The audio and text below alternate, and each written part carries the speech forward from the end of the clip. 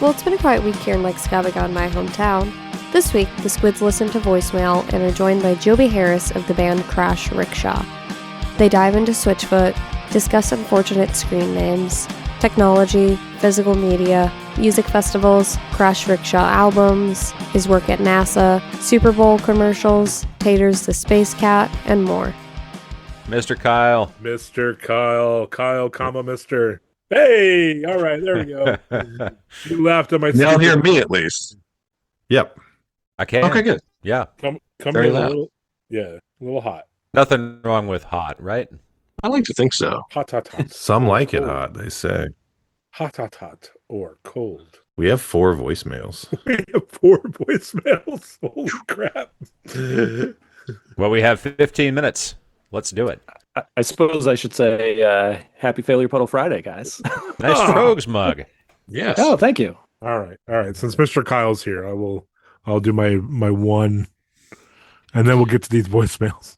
Will you be sabering a champagne bottle in his honor? Here we go. Oh no, never mind. Sorry. I mean, that was Mr. nice. Kyle. Oh, it's a twist Nice off. enough. Oh, it's a twist off. I apologize on Pete's behalf for his little bit of enthusiasm for you that he just expressed, Jam.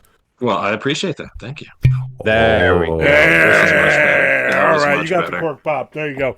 On an empty Furnace Fest bottle. It's not okay. particularly empty. There's still some down there. Yeah, you're right, but I'm It's saving. an audio medium. You didn't have Yeah. to confess. Right. That's how much was left in my bottle last night when I finished. Hey, my man. Welcome Yeah. back. Welcome Thank you. 2026. Yeah, you know what? The funny thing is, since I started drinking again, I haven't had like a wicked hangover or anything. Good. As far as I remember, I think it's all been smooth sailing. It's Except for that one that was about a week long. mhm. Well, here's the thing: it's I forgot how you can like not get a hangover, but also just feel shitty. You know, Yeah, like there's yeah, that. there is that. Like I had not too much, but enough to feel something the next day. Not a Poor hangover. night's sleep, Just yeah. like oh no. I'm going to try one more cork pop on this brand new bottle of. Ooh. Is it a twist top or a cork? This is a cork. It's a 3 Okay, quart. good. 3 quart Hailstorm backstage series. All right, here we go. And then get those voicemails ready to go. Oh. Okay. Nice. Ooh, That's that the was sound of a full a bottle. nice one. That was a It is, nice yeah, one. yeah. That was for you, John Fordson. Can we make? We need to take 3 notes from cork pops and like create a chord with them. Oh, that'd be awesome. We'll do it. And that could be the chime to let you know that someone's in the waiting room, that kind of thing. Ooh. That's right. Boom, boom, boom. Yep. Boom, boom. Nice little tritone. Oh, no, wait. I got it. Boom, boom. Crap, it's a screw top. Man, we need some pickle and boot shop. They've been gone for too long. We need some updates. Maybe get Reese on the show. Maybe get Daniel Rock on the show. But we need some updates. Where are they now? See if you guys can make that happen. In the arms of an angel. So where are they now? Okay, if I was All to right, guess, Where are they? Right. I would guess Joe is either on a roof or in a hot tub. Yeah, Hot tub, definitely. Definitely. Yeah. Could be both. Could be both. That's Rooftop true. hot Ooh, tub. hot tub. Ooh, a hot tub root. Yeah, okay. You said it right, Jared. Reese is writing lyrics for the next 5 Iron album, right? Like we're just Yep. gonna say that. Mhm. And working on And the that next Gorilla Heart Wrench Rodeo. album. And Gorilla Rodeo. I'm Yeah. naming it and claiming it. Yep. And the next Brave Saint Saturn. Yeah. Yep. I'm hoping Daniel Rock is working on the next episode of Ska Trek Right. Holy go. or putting the final touches on the Insiders documentary. Oh, I hope. That's right. Yep. That'd That'd be nice. That'd be real nice. Likely. I think those guys should call in. What's the number, Pete? It's 985-28 Squid. That's 985-287-7843. Operators are not standing by. Anytime you're on a roof or in a hot tub, do call. Yes. The Cougar Bites. We do need a pickle and boot shop. Would you call it a reboot? Update? Oh. Ooh. Yes. Oh, yeah. Okay. So who would be in the gritty reboot of the Pickle and Boot Shop? All right, the lead singer from Bob. And the guy from Buck. Bob and Buck's Buck. Pickle and Boot Shop. Okay, now how about the CW network reboot? Ooh, yeah. Ooh. Lead singer of All Time Low. SpongeBob. That's Nickelodeon.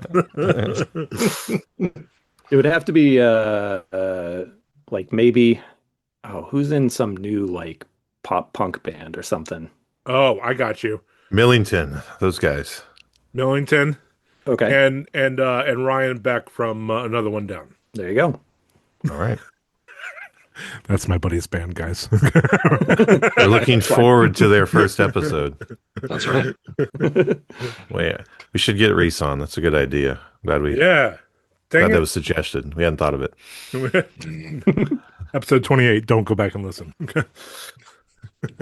Hey, Squids. This is Hannah. Hannah. I have a Hi, joke Hannah. for you. Oh. So I bought a ticket for a zoo, but then when I got there, there was only one animal in the zoo. It was a dog. It was a Shih Tzu.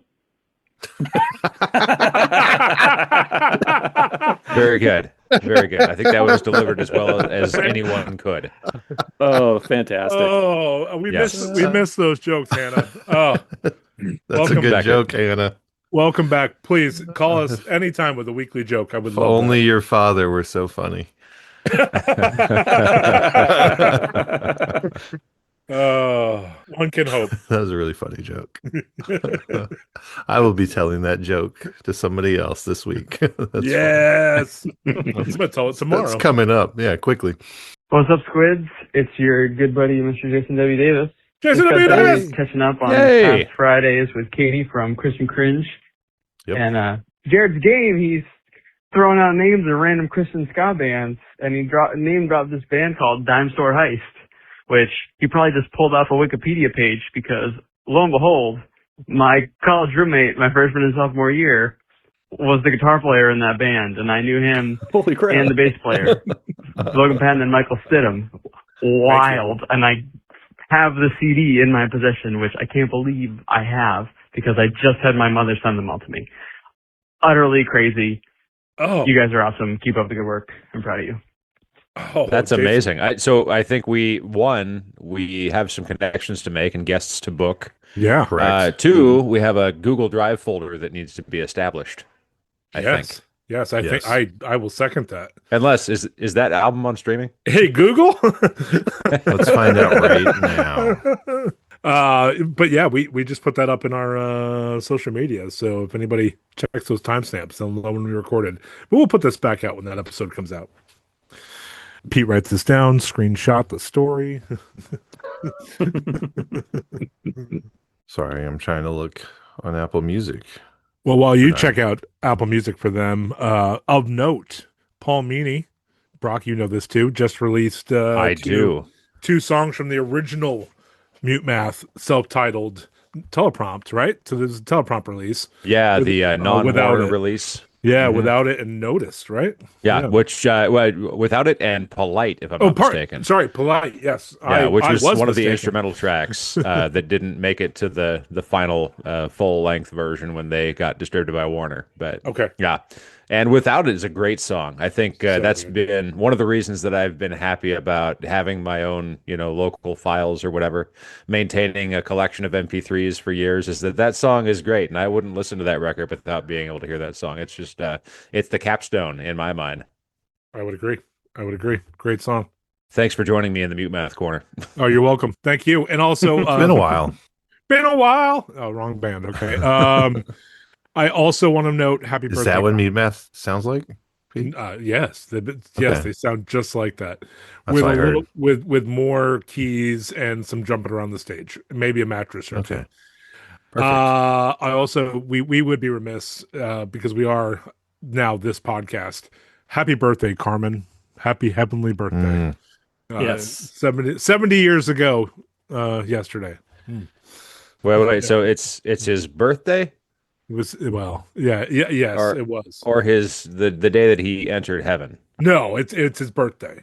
Okay. Oh, gotcha. Okay, gotcha. Happy All right. birthday Yeah, in thank you. heaven, or yeah. I see. Happy Yeah. birthday. All right. February says heavenly birthday. You're right. There we go. Okay. Thank you. Fact check corner. Boom. Sorry. So we are all going to get together with Frank to go see the movie, right? Oh man, yes. I think we need to. We absolutely are. Shout out to our boy Frank Tate. We are going to see that movie. Is there a way that we can get press passes so that I can avoid buying that ticket? I bet if you volunteer to work, Brock, you can probably. I wonder. Like, I'm going to volunteer to like sweep up afterwards or something. Yeah, like in between selling popcorn, you can look over your shoulder and catch bits and pieces of the movie. There we go. Yep. He's still talking to a record executive. Okay. So strong is your dislike of Carmen, you won't even contribute to his estate. Wow. What's the film company? It's not Angel, right? It's somebody else. Well, we've looked that up. Jared, what'd you find? Dime Store Heist is not on Apple Music, but Dime Store Riot is, and my only assumption is that's a reaction band after the heist. Was Dime Store And Riot perhaps after the profits, right? Right. The prophets foretold the heist occurred, the riot reacted. Like that's, I'm assuming, the sequential order of the Dime Store bands. It's a lot of musical activity around dime stores. Yes. Which don't exist anymore. This is dated activity too. There's no more dime stores, are there? True, I guess, because Dollar General Profits doesn't have the same ring to it. It does not. But they're everywhere. Mm-hmm. The production company for the Carmen movie, and then I can get this out of my browser history, was Veil Vision. Veil Vision, not Veil Vision. VALE Vision. Oh, okay. Not like a veil that a bride would wear or something. Correct. Okay. Yes. Like right. I can't see as well as if I didn't have this veil over my face. What I thought was hearing. Yeah. Guys, the Carmen movie website has a chatbot. Does it?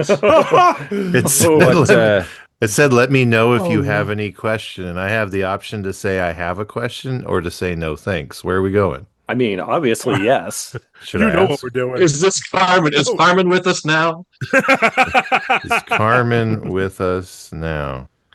Don't leave out any details. This will help us. We don't know if he's dead or not. They just need some more information to proceed. My name and email address. You know what it is. apicklehomecompanionat@gmail.com. I know 4 other email addresses on this Zoom invite that I can share with the Carmen movie. What? It's been submitted. It's not a chat bot. It just is a form apparently, and it looks like a chat bot. So we're gonna get an email. All the more reason to ask, are you Carmen? Yeah. We're going to get, we're still waiting on that one from what? Interlink? Well, for our name, I put Big Dill, like DILL. Oh, well, we're not getting an email back. Probably not. Is Carmen still with us? You don't think they're going to work hard? Do you want me to ask if we can get press passes, Brock? Sure. Why not? Well, we could cover it here on a Pickle Home Companion, And we will. Oh, 100%. One way or More another. extensively than anybody else, I bet. And so, I mean, if we can get some free, review, like press passes and review passes, let's go. I submitted our question about press passes. I'll let you know. All right. I'm glad that you've done that. That's going to give us And let us know if he's still potentially with the us, too. opportunity. Yeah. Yeah, right. I We need to hear will. back on all of them. Joby, Hello. Hello. how are you? I was going to say welcome, but this is your thing. No, you can Well, welcome us. That's all right. Now that you're here, it's yours. Yeah. Correct. Okay, take care. It's been good. All right, It's Brock, been you a got good an show. outro for us? Yeah, that's the news from I've Lake been great. Scottigan, where we almost didn't record a show. Well, good to see you all. And I was going to first apologize for looking like a DJ, but we all look like DJs. Oh, yeah. Yeah. We're all Correct. DJs. We're all Yeah. busting the headphones and the mics. In this brave new world, everyone can be a DJ.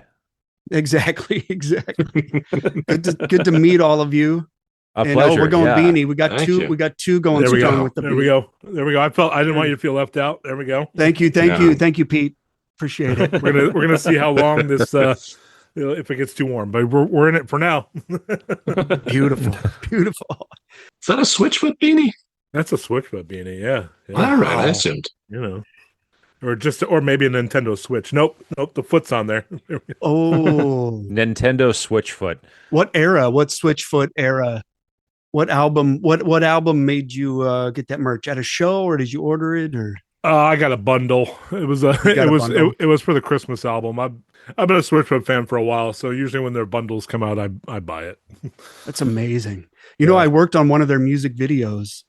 And I had never heard them until you hear, you work on a music video, you listen to the song 200 times. Oh yeah. And it was the one where they're skydiving. Already video. Take Me There. Yeah. Good song. They were really cool guys too. So I was like, and they gave me a free CD. So I was honest with that. I'd never heard of you. And they're like, oh, here's a CD. and so it was great. I was a fan after that for sure. That's perfect. Yeah. That's great. And that's a great video too. Yeah, it's a cool video. I think the director was Brandon something. He did all their videos. Oh yeah. I know it's already too warm. I almost bid on one of the props from that video. They were really. They do a thing in San Diego every year called the Bro-Am, and it's for the homeless kids in San Diego.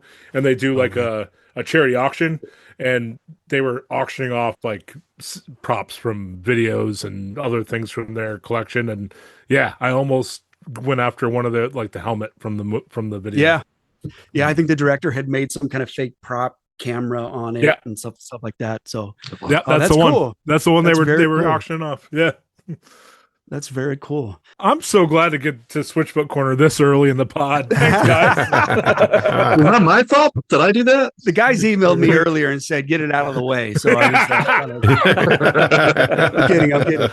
No, that's accurate. I wouldn't put it past him. I don't know if you guys know this, but each of you emailed me individually to let me know how to scoot around the others. So I don't know if that's how it works. I'm kidding. That didn't happen. Don't tell them all. Read out loud what I said about Jared. Right. No, good to meet all of you. Thanks so much for having me on your podcast. And I even love kind of filling me in on your history a little bit. And it just made me think, we've all been kind of doing podcasts forever, huh? We just weren't recording them. So it's good to hang with friends, and we have great conversations. And it's just good that you guys finally brought in microphones and got to kind of put them on the internet or the interwebs. So yeah. Anyway, it's an honor to be with you. Microphones, the final frontier. Yeah, exactly. I just got goosebumps. Thanks. So, Brock, should we do an intro so people know who we're talking to? We should do an intro. Yeah, it's true, because we know who we're talking to, but no one else does yet, unless they read the show notes or the descriptive title, which who does that? Before,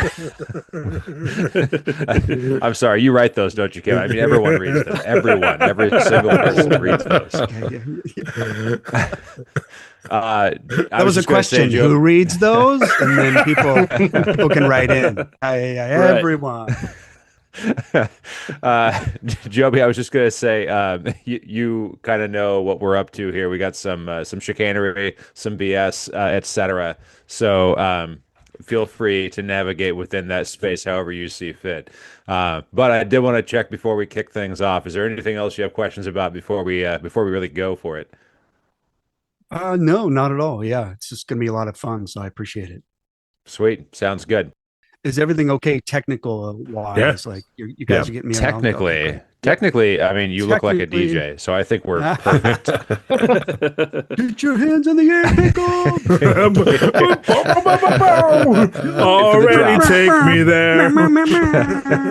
Already take me there. Oh no. Going to be exclusively remixing Switchfoot and Crash Rickshaw tracks. Oh my gosh, that would be fun. In today's seamless playlist, yeah.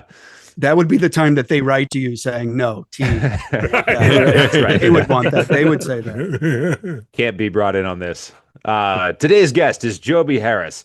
Joby has spent time working in film, television, theme parks, and music before becoming a visual strategist at NASA's Jet Propulsion Laboratory.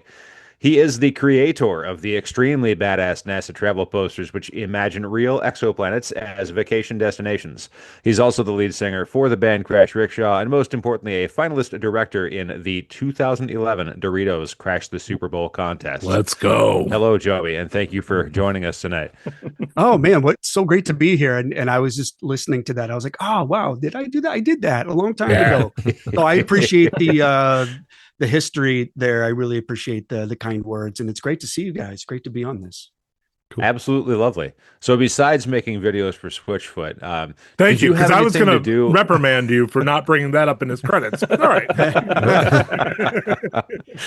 Usually, when we introduce guests on this show, I'll Google the person, and there will be someone else with their name, and I'll give that introduction. But the closest I could find was that you partnered with L3Harris, announcing a partnership to develop a next generation military craft for vertical takeoff and landing. That wasn't. Oh, yes.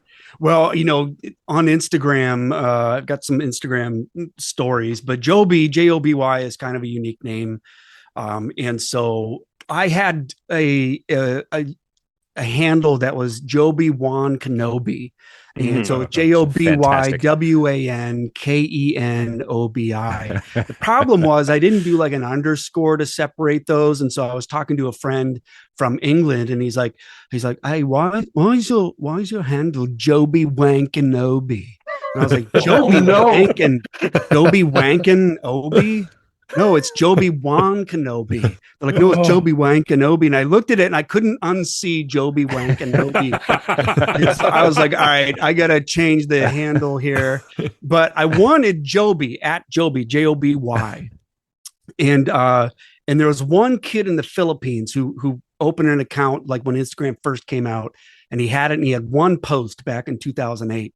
And they had one picture, and there was probably like 1,000 comments, all from the Jobies around the world, like angry, like, give me this account. Like, come on. Like, it's inactive. So I had a boss at JPL at NASA that had met someone who worked for Meta, had worked for Facebook, who owned Instagram. And I asked him, hey, can you ask this guy who's like an insider, right? Like, you found the breach. You found someone who works there.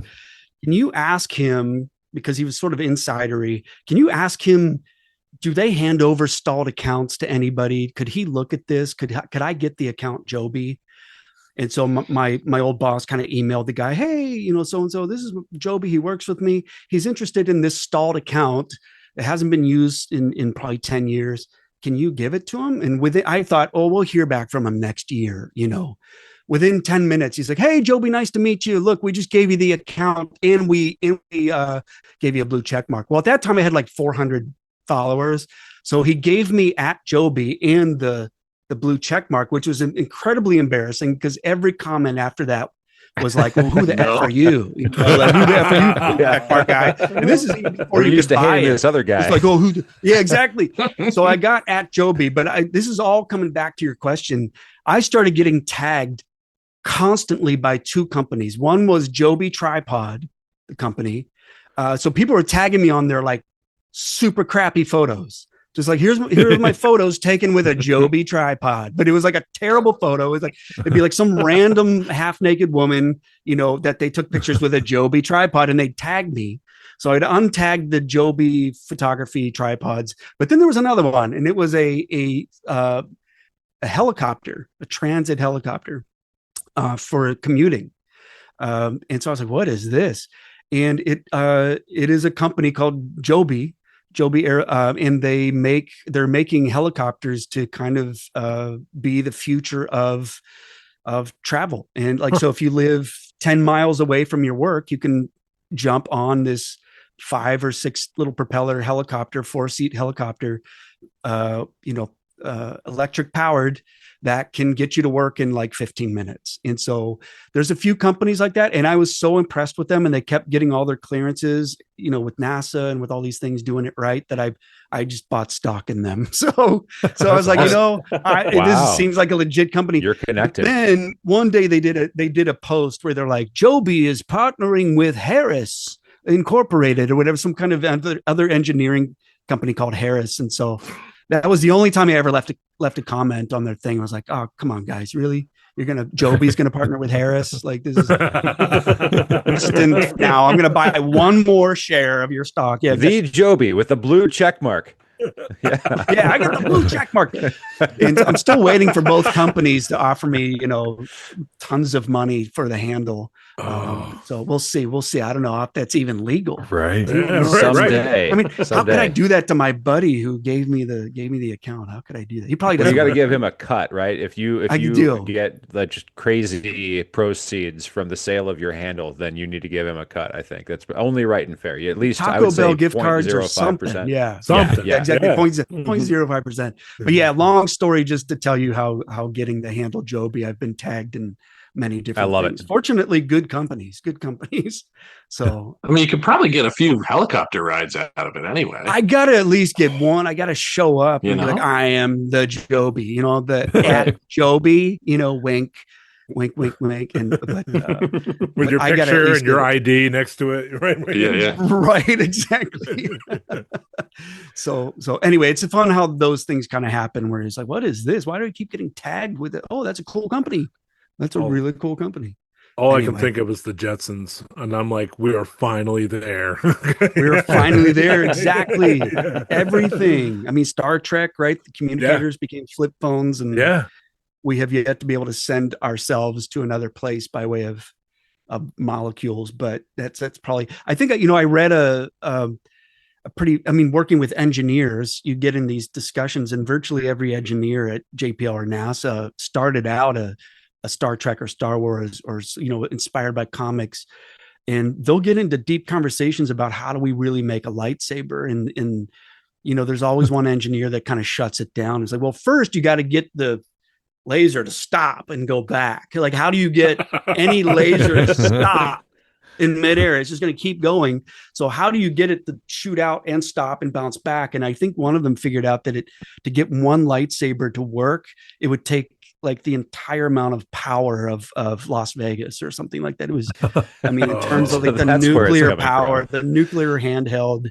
device, whatever. But yeah, we're living in some great times here, depending on how you look at it. They got the spear now, so anything's possible. That's right. Exactly. Exactly. Anything asterisk is possible. Yeah, right. Thank you. Well, I mean, has there been technology that has taken you guys a while to sort of like introduce? Maybe you objected to it, but you're like, you know what, I'm going to try this, and then you're looking around, you're like, this is awesome, and no one else kind of in your world, maybe your family hasn't. Is there any technology you guys have grasped? Huh. That's a good question. I feel like that was me with MP3s back in like 2001 because nobody, in my family was interested in it, and very few of my friends. Everybody, CD wallets and whatnot, and I was like, guys, it's real nice up here. I don't have to swap anything. I can listen to 72 hours of music on my drive if I want to. Huh. Yeah. What were you LimeWire guys? Were you guys ripping albums? I mean, I wouldn't admit to it. Oh, in no way would I obtain any sort of intellectual property that wasn't already mine, that paid for it and everything, But you can imagine how great that would be. You can imagine how I made money in college by being the only person with a CD burner. Oh yeah, did you have the tower? Did you have the? Oh, yeah. Did you have the 8 CD tower? I just had 3. press a button and like all the trays come. Oh man, yeah, you were legit. Did you have the light scribe? Could you print on the disc? I did. Yep. Oh, okay. I still don't have that. Oh, you printed directly to disc. You didn't print yeah. on the paper and then stick it. Oh wow. Right. Yeah. That's amazing. Wow. I think that was around the time that iPods had come out. Yep. Mm-hmm. And I mean the scroll wheel, but then you remember when it was like you can now watch movies on the iPod. And I remember one of the first movies was like Lord of the Rings, like the biggest movie you'd want to see on the screen. 2 inches wide. So I remember and I've got some of my old electronics back here. I was just seeing those. Yeah. And so the screen is like this big and you're trying to watch Lord of the Rings, on this tiny little, and I gave up with watching movies on that thing. But I got I got my first Nokia. Ooh, you still have it. Oh, with the extending antenna. And then I graduated to the scroll wheel BlackBerry. Let's go. Man, oh man. Yes. And I still, we used our thumb more than anything on there, but it was the full keypad. Remember that? Mhm. With the holster. And then yeah, got into more of the iPhones, or actually I started with not an iPhone, and not an iPhone is like a knockoff other brand, and then eventually went to the iPhone and stuff, but working my way up eventually. But I'm a late adopter. I wait till other friends get it, work through the different things, and then I'll eventually get it. So you didn't do the BlackBerry Storm? I did not do the BlackBerry Storm. I had one of those. Yeah. Did you do the Storm 2? Because Switchfoot. That's what I had. Yeah. Switchfoot did a song, and they partnered with them, and I'm like, I want the Storm 2. I did have that one. Yes. Yeah. No, it was a good phone. Mm-hmm. Good times, man. Yeah, we're in really interesting times now, where we're connected. Although, I got to tell you, like, I mean, as a designer and an artist, complacency is the biggest enemy. If you're an artist, just sort of being used to, this is how I do things, so I'm always going to do that. And so I try to go to design shows, as many as possible. And there's one, called Designer Con. It's in Vegas. It's like collectibles, and then there's one here in Pasadena. I live in Pasadena, California. There's a giant one called Lightbox, and it's all art and design and comics and posters, and I'm going in there thinking it's going to be people my age walking in, just being like, all right, what's going on here? I got to keep up with the times. It's like 35 and under. There's like 8,000 people there, 35 and under. Wow. Most of them are in their early 20s. They're just entering college, and they're doing their final design thesis on like an LP cover. And they have paper day planners. They're wanting to learn how to draw, illustrate. They're supporting other illustrators. They're supporting other artists. They're collectibles. The collectibles industry is it's a multi-billion industry right now. I mean, you've heard of Labubus, but like I've got all kinds of collectibles, figures, things like that. So I think that physical, tangible is not going away, because I've seen that a lot of the younger people are not letting it go away. I think I just saw a statistic that LP vinyls are at an all-time high in the past 20 years, I think right now. So, with AI, I'm watching the younger generations find a place for it. They appreciate it in certain ways. It's almost like a university or like a consultant, but they are going to analog. They are buying and making analog stuff. So as a designer, I walk home being like, that's great. Like whatever technology there is out there, humans are going to ultimately do what humans are going to do, right? And I think that's I mean, if you were to ask a photographer in the 70s, if you were to tell a photographer in the 70s, in the next 20 years, everyone on the planet's going to have a camera in their pocket. If you were a photographer, you'd be like, I'm done. You'd probably burn your equipment. But I know 3 full-time photographers still. So when I get the thread of like technology and AI and everything that's happening, I'm like, I believe in humans. Humans are going to find a place for it. We're going to find a place for it. It's going to find its place. We're going to reject, how we still have the umbrella. It's the same design for freaking 400 years, same umbrella design. People have tried to reinvent the keyboard. Right. We still won't use it in Seattle. Still blow backwards, and we're still frustrated. Like, this umbrella is blowing but people are they tell you that in product design, that your biggest enemy are people's habits. If people can't work it into a habit, it's done. You're done. So that's why they say, as a product designer, habit forming products are the key, if you can make them habit forming. But anyway, all that to say, it's a different time. We're in the Jetsons, but Jetsons era. So we'll see what happens. Yeah. Sorry, guys, went on a little rant there. No, you're at home. You're good. I was going to say, Kevin, Kyle, do you guys have a habit of spinning any records? Yeah, I mean, we started getting a bunch of them specifically because my 7-year-old, he's really into Tears for Fears. Oh man, that's on 7-year-olds on a playlist. Yeah, blasting Shout and blasting. Yeah, he loves it. That's his favorite.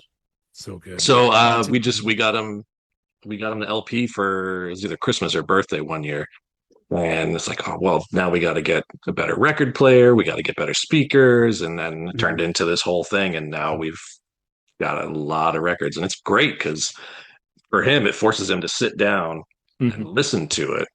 And he's got to pay attention to, okay, now it's time to flip it over and move to the next one. And he's been going through the rest of our collection too, which is great. It's amazing. Is he looking at the album art too? Does he put it on and start looking at the album?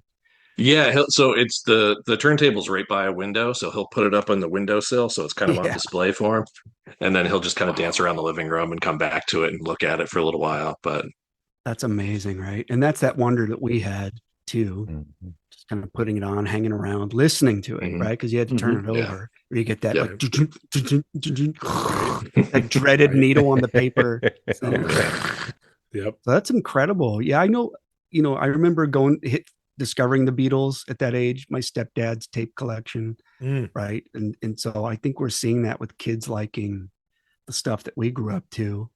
So I don't know, are you exposing your kids to different types of like, hey, here's the blend. I see the Blender Head. I love that album back there, Bill Power and team. Like, are you introducing things and they're like, yeah, no, or grabbing onto different things? My kids, my oldest is 19, so like he's into like Megadeth and stuff like that now. Big Metallica fan as well, and my daughter, she's mostly into K-pop, but like she's gone with me to see like Piebald and like a bunch of other shows. She keeps saying, whenever MXPX comes and plays out here, I want to go because I really want to see him. So yeah, amazing. But yeah, I mean, talking about physical media, like I still remember, when I was real little, sitting on the floor, on like it was like a braided carpet in the living room, listening to like the New Hope soundtrack on vinyl and just with the double gatefold, which actually, is it over here? Oh, is that where it went? Okay. I have it upstairs.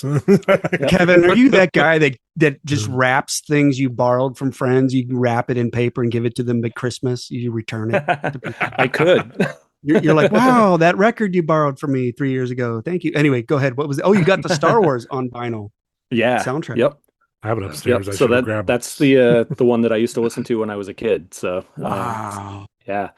And even still, like I'm a huge fan of physical media. Like if an album comes out that I want to check out, like I make a point of trying to get like a physical copy of it, like on CD.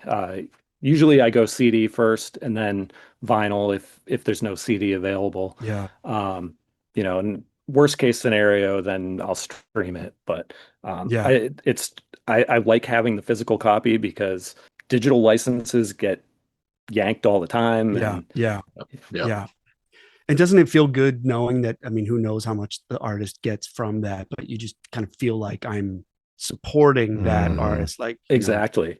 Yeah. Like if I'm sending a band, $15 for a CD, like how many times would I have to stream it for them to get that much money? Right. Yeah. For like the next 6 years on a loop. About without stopping. Times, yeah. Right. Wear out 3 phones. Yeah. Didn't Snoop Dogg do the math? Oh yeah, I think Snoop Dogg did do the math. He's like, oh, they like Spotify congratulated him on like 1 billion streams, and he's like, great, that gave me $20,000 or something like that. Right. I was going to say that when I saw you this summer, Kevin, and I rode in your car, we were spinning the Crash Rickshaw EP. I believe I heard the new Big Sur in your car, and it's real good. I enjoyed it. Oh, thank you guys. Thank you. Yeah, a bunch of old guys getting and together. it's probably important to say that we if you want one, you can go to Velvet Blue Music and you can buy it because that's how you support artists that you love. So just throwing that out there for anybody listening. But no, it's a great record, and I don't know. I feel like I heard some connective threads. Like it sounds like a Crash Rickshaw project. Yeah, we're very fortunate, and definitely support Velvet Blue Music. Like, they're. I mean, who's doing labels now, right? I mean, he's so committed to that. I've known the guys forever. Of course, we had that 2001 Crash Rickshaw album, Tooth and Nail. Those guys were in Project 86, and that was kind of at the height of their career. Like, I think they'd just done Drawing Black Lines. had been signed to Atlantic, I think it was even before that. But they could, Brandon was like, you guys are amazing, and surely you have other interests. If you ever do, I'd love to hear it. Well, I'd known those guys forever because all of my bands in Orange County would open for Project or other every weekend in Orange County there was a show. You either went to one or you played in one. So everybody was a band slut. You were just playing in 3 bands. Right. And they all hated that you played in 3 bands, but one of those bands had to go, and when it did, you quit the other bands. So it was sort of like this Tetris of musicians. And if you were like a beautiful girl who played drums or bass, you were in everyone's band. Everybody wanted a girl in the band. And then she'd quit to go join an all-girl band, and then whatever.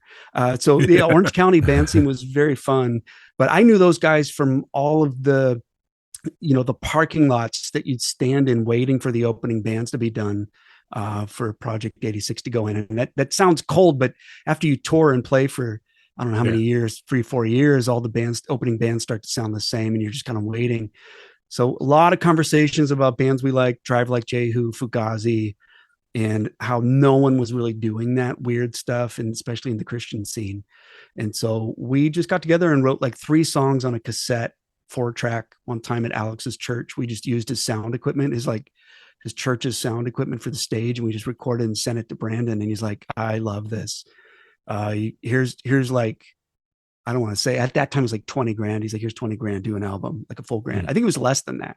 It's like 10 grand, do a full album now. And so, but get it done now. Like we had like 2 months to do it. And so, that's a turnaround. Wow. Yeah. And it was great. And it was like, oh, do we have any songs? We don't have any songs. We had like 2.5. And so we worked a deal with several guys that worked on the Project 86 album. This guy, Dave Jordan, was like a 90s rock god. He produced Alice in Chains and Offspring and stuff. He has a studio in Burbank that Project recorded at. And all of the assistant engineers on that album, they got to be friends with these young guys, kind of plugging in chords and miking amps and getting food for them.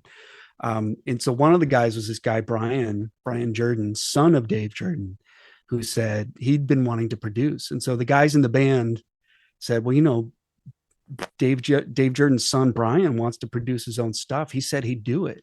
And we'd use his dad's studio for that price, that amount of money that Brandon had.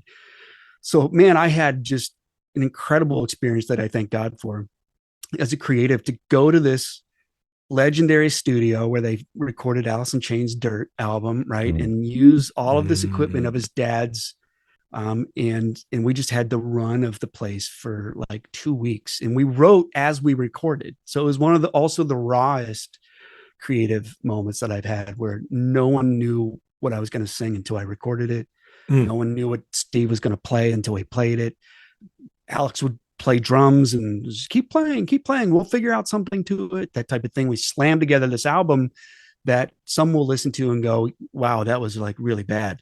And then I would use it as an excuse, like, well, we wrote it as we recorded, but then other people are like, wow, it was really good and different at the time, very different at the time, just kind of came out. But then it was one and done, right? So it was sort of, tooth and nail, really changed. The guys got even bigger in Project. I got a job, Disney. And so it just sort of fell to the wayside. I remember our album debut was supposed to, we were going to have a little party for the album debut, and it was September 11th, 2001. Yeah. I think our album was coming out the same time as POD. Yeah. Satellite album. And the Michael W. Smith Worship album. The Michael W. Smith Worship album. Thank you, Pete. Those 3. Only reason I know that is I helped record on an album anniversary with our boy Caleb, and he brought it up. So that's the only reason incredible. I remember that. Yeah. Often called the Big 3. Yeah. The Big 3. Crash Ricksaw, POD, and Michael W. Smitty. September 11th, just ruining everything. No, but what a time. And so, all that to say that Crash was always something that was always seen as like, wow, what a great time. And we met a lot of people that loved the album, wanted to see us, but we had all just sort of moved on kind of with life. But our friendships remained. I lived in LA, they lived in Orange County, and I would still see them at shows. We would go to dinner. And 20 years later, still doing dinners, catching up, talking about music. Steve was always still doing music with Starflyer. He and Jason Martin really helped with this album too. Like Steve recorded all the guitars with Jason at his studio. So that's why we kind of went a little shoegazy a little bit. Yep. Say if we got away from the punk and got a little bit more shoegazy, and that's Steve, that's Starflyer influence there. But yeah, we just like always talk. We recorded a whole second album at their studio that Project had built in Orange County. But we were growing as artists, never really happy enough to put something out. Label interest wasn't there. So yeah, we had 20 years of creating music, talking about music, having dinners, but just never really putting something out. And I think this time we were like, you know what? It was a conversation of like, what makes you happy? What makes us happy? What gives us joy? If I can use that word, joy. And we're like, there's nothing that makes us happier than recording music together in a studio and then just putting it out there. And we're like, we all have jobs. We all make money. Let's put our money and invest in our joy. And so let's like, for no reason, we could do it at home, but we're going to rent studio time. We're going to have Alex record drums in a kick-ass studio in Newport Beach. Just to do it, to have fun. Right. And so that was the initiative to do this album. And then and it was probably going to be the same as our other music. Oh, well, that's great. Will anyone like it? But we listened to it. We were like, this is some of our best writing. We didn't really have an agenda, and maybe that was it. We just wanted to have fun. And then we showed it to Jeff, and he was like, I love this. I want to put it out now. We're like, great. Who's to stop that? And so we were just grateful that he put it out and that people like it. And now we're back to like, what do we do? Do we make more? Yes, please. People like it. People like us, guys. Okay. So I'll give you a little bit of my history going back on Crash Rickshaw.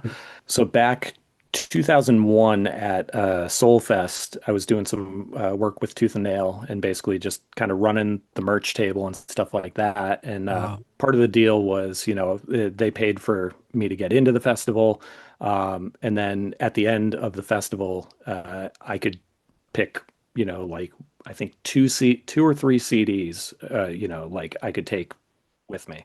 Mm-hmm. So one of the guys from the label that was there, we were just chit chatting, and he's like, "Oh, you got to check this out." And he pops in the Crash demo, like on his Discman, and he's like, "You got to listen to this." Was it the pre-release of Tooth and Nail? Was it the pre? It was.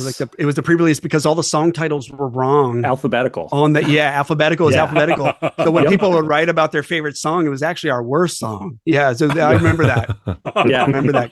Yep. We were like, God, we messed up that song titles already. We haven't even come out yet. So go ahead. Yep.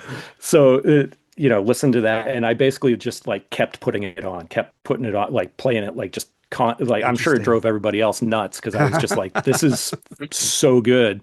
So at the end, we're kind of settling it up, and he's like, all right, which CDs are you going to take? So I grabbed like Embodiment because I had most of the stuff that was out on the label already. Yeah, so it was like, well, I don't have this Embodiment.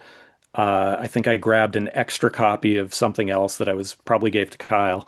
And then I was like, can I have the Crash CD? He's like, I can't give you that. It's not out yet. I was like, yeah, but I really want it. I was like, I have everything else. I was like, I'm going to buy it anyway.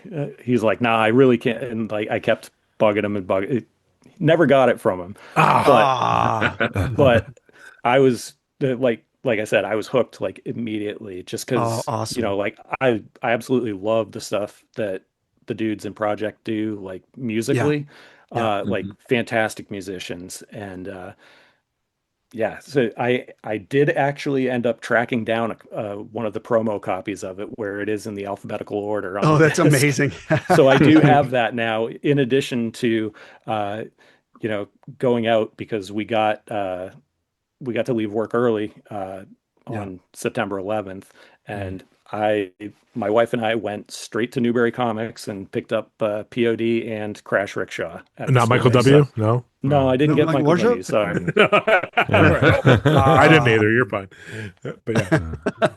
No, thank you for telling me. That's amazing. I think we knew we were different than what Tooth and Nail was kind of putting out at that time, and kind of hit the Nirvana, Jane's Addiction, Fugazi vibe. If anyone liked that and just was looking Which for I that, very but much couldn't did, quite yeah. find that, So hopefully we hit that a little bit on the head. But yeah, thank you for telling me. That was great. I had forgotten that the titles were alphabetical. Yep. Instead of and I joke because that's when I first met Don Clark, the Clark brothers, Ryan and Don Clark, because they were doing graphic design for Tooth and Nail at the time. And Don Clark did our album art, and that was the first time that I had met him. And so I'm gonna bring that up and be like, dude, remember you messed that up? Messed up and all that stuff. But and speaking of, he's a good friend to this day, and he played in Training for Utopia and was one of the original Demon Hunter guitarists with his brother. And I remember they called me up, Ryan and Don called me up one time because I did special effects. I sculpt and make masks and stuff. And they said, we've got this joke band that we're going to start. It's kind of a joke. It's called Demon Hunter. And we want to wear we want to wear like masks and stuff. And they wanted me to make it. Well, Demon Hunter, of course, blew up. It was not a joke. It was incredibly good. But Don stopped playing guitar and he dove into more graphics illustration. Yeah. But his son, who grew up with Ryan as his uncle and as Don is now an incredible guitarist in heavy in the metal scene, and is developing a project with both Ryan and Don and a few other heavy hitters to be continued. But just what we pass down to the kids, right? They're going to pick it up and surpass anything that we do. Yeah. But yeah, thank you for telling me that story. It's really meaningful and means a lot, actually. So thanks, Kevin.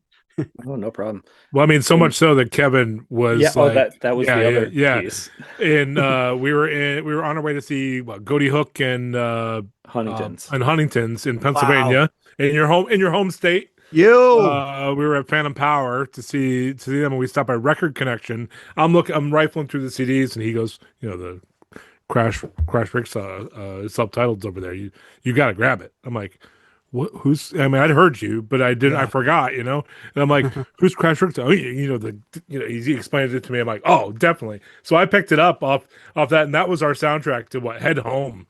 Yeah. No way. That's incredible. Yeah, that's awesome. When was that? Back in like May? Back in May of last year. Yeah. Oh, last year. Yeah. I mean, I'd heard you years and years ago, but I'd forgotten, as time passes by, and I know I'd heard it, but I didn't have it. And he's like, "You got to pick this up." I said, "Done." So we picked it up and we put it, and my car still has a CD player, so we put it in the old CD player, and that was our soundtrack home. I'm curious, I have a CD player. I have an old Honda Element. I'm going to drive into the ground, and it's got a CD player. And I'm curious what it sounds like on CD, because I've heard on Spotify that album, and Spotify kind of does that stuff. But that's interesting. It was so funny that you did that. A long time ago, I've told this story before, but I was at a record store, and my mom was in Pittsburgh, and my mom was with me. It was an old record store called Ides. I don't know if it's still there, but I hear my mom like, Joby, and I look over, and my mom found our album in the discount rack. It was like it was like $1. She's like, "Look, it's your album!" Like really loud, and everyone just kind of looks. And then as everyone looks at her and then looks at me, she puts it back in the bin, and then walks away. I was like, "Mom, you put it back. You put your son's album back. It was for everybody else. Exactly. So I went over and grabbed it, and I had to buy my own album. I thought you went over, set up a table next to it, and I'm like, "I'll be signing it." I'll be signing it. I took it over to the new release section, and I just put it on. Impromptu in-store appearance. Yeah. Impromptu, exactly. Gonna make a cardboard cutout real quick.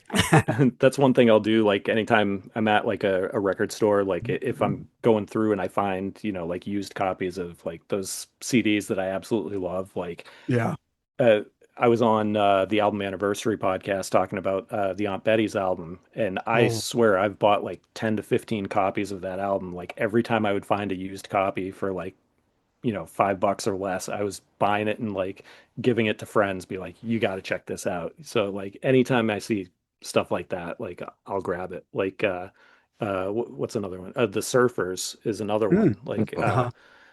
I gave Kyle a copy. I think I gave my Oh, yeah. dad a copy. Gave Brock a copy. But yeah, that's again, physical media and like being able to share it with your friends is just, I love that. Mm-hmm. Yeah, absolutely. I'm trying to think of the band.